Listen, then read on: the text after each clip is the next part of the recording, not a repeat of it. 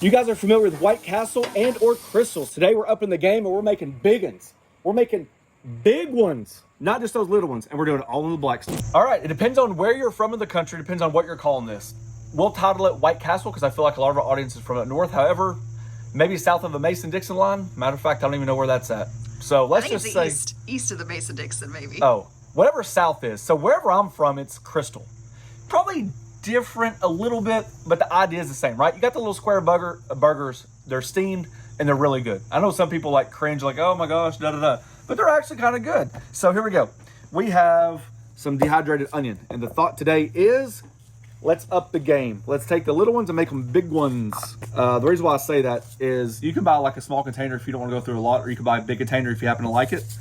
So if we happen to like it, it worked out well. We've done several videos so far behind the scenes to test this method out so you guys can understand where we're coming from. As much onion as you like, this stuff's pretty powerful, and I'm gonna add a good bit of water. Seems like a lot, but this water will help it steam. And just like that, we have our dehydrated onions. To be honest with you, I'm actually surprised how little water is left. So if you're talking about the steam action, let's add just a little bit more and you'll see why. Now this is a ton of onions. This is way more onions than what we would need. However, we can use these in many different applications. I'm making a chili later on and that can go right into it. So here's the idea. I started looking down the rabbit hole of how to create like the White Castle or the crystal, right? And so you get like your ground beef, you roll it out to a 1/4 inch, then you're supposed to like take a ruler or maybe not, just eyeball it, and then you cut your squares. And then out of the squares, you're supposed to cut 4 or 5 holes because the steam comes through. And I'm like, who in the world has that much time, right? That's why you go to some of these places sometimes just to get a quick snack or something like that. So then I started experimenting on how can we just make them, get the same flavor, and not worry about all that hassle. We have 4 ounces of frozen beef. Now, the one thing I have not done is tested frozen versus fresh. I've always done fresh. So I've got a 4-ounce ball here. You just got your little scale. I'm gonna show you how I did it. So we have our scale here, and we're gonna break it off to 4 ounces. And really and truly, the reason why I said 4 ounces because that's a 1/4 pound. You know, if you're gonna make something, you might as well give a little oomph to it. All right, 4 ounces exactly. Just lightly put that into a ball. Take my burger press, and we're just gonna press it out to the width of the press. So this is a good way to get your even patties. Typically, if you get it out to the width of the press, you're going to be pretty good by the time it shrinks. Okay. So there we have that. The back of a spoon, anything. We're just going to make those famous 5 dents. And just like that. So now we have our frozen and our fresh. I'm going to work on this meatball and do exactly the same way.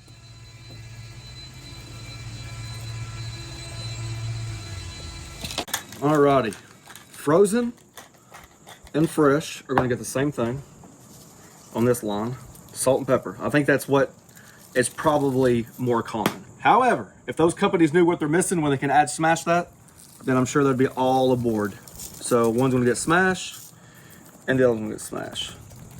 Through all of our testing, my wife says Makes the biggest difference on a burger. 100%. It's amazing when you taste it with or versus without. That is, when you do a side-by-side taste test of just salt and pepper versus burger with smash that. And we're not just saying that either. It really does make a huge difference. One thing for sure, she won't lie for me, folks. All right, simple enough. Let's go to the blackstone. Get that bad boy fired up. Big blue fired up. Hey. Tell my chair, Dad. Ironically enough, let's bring it down to low. A lot of times, if you really think about it, high heat's not going to benefit us. You want the steam from the onions and stuff to be able to come through. So kind of like a low, maybe like 325 to 350. It's going to be extremely hard for some of the griddles out there. So you want to catch that griddle temp coming up because some griddles, even on low, can get to like 500-600 degrees, something like that. So just be careful. Sounds crazy, I know, but you want the juice.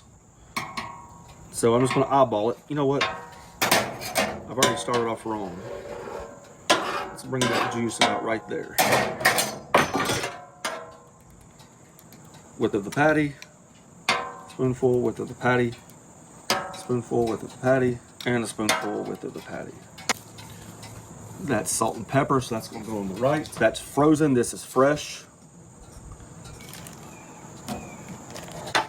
Fresh, and then frozen.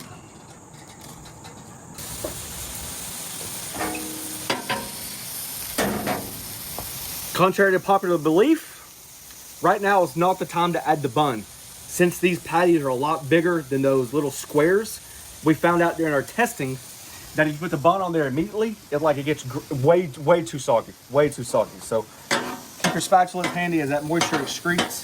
Just keep it up in there so it steams. Since it takes longer to cook, what I'm saying is those buns are on there just too long. Hopefully that makes sense. All right, burgers are about halfway through, so I'm just going to kind of like hedge my bet a little here. Because the problem is, I know you're thinking it's touching raw meat. Trust me, you'll be fine. These things are going to cook all the way through. So now we're going to start infusing both sides of the bun with a little bit of flavor, and then we'll take the tops off and dress those accordingly. You might be better off by starting your griddle like completely off, adding your onions, and then turn your griddle on. One thing I forgot to say was during the testing was one of the times I did it, and I could tell my griddle was a little bit harder than normal, and all that water evaporates, and then as a result, you leave the dehydrated onions on the griddle.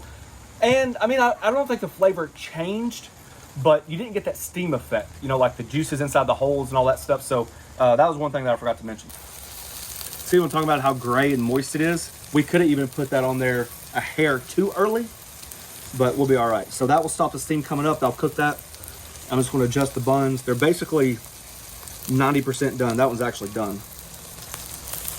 And this is probably where the difference of the Mason-Dixon line, whatever that line is called, starts. I like mine loaded, I guess they should say, with pickles, mustard, and I guess it already comes with onions and cheese. You know, the good thing about making your own stuff is the fact that you can add as many pickles as you want. You know, you go to the thing and you're like, oh, can I have extra pickles? And they give you one extra pickle. What's one extra pickle? That ain't no extra. Now, the one thing I could not do was find little boxes for big burgers. In all fairness, as much as I try to teach you stuff, there is no doubt these onions wreak havoc on the griddle. This is not like a smash burger or anything else. So you got to be careful. I would highly recommend having a good seasoned griddle, because this stuff, ugh.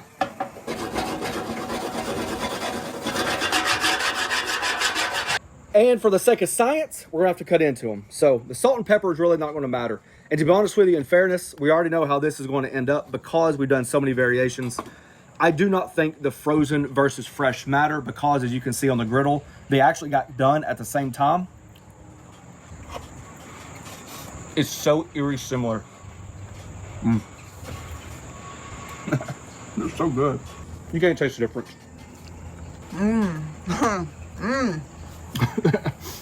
It's amazing how similar they taste.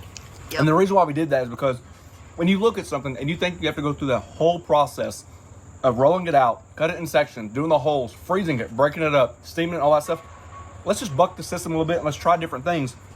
And this is one of them.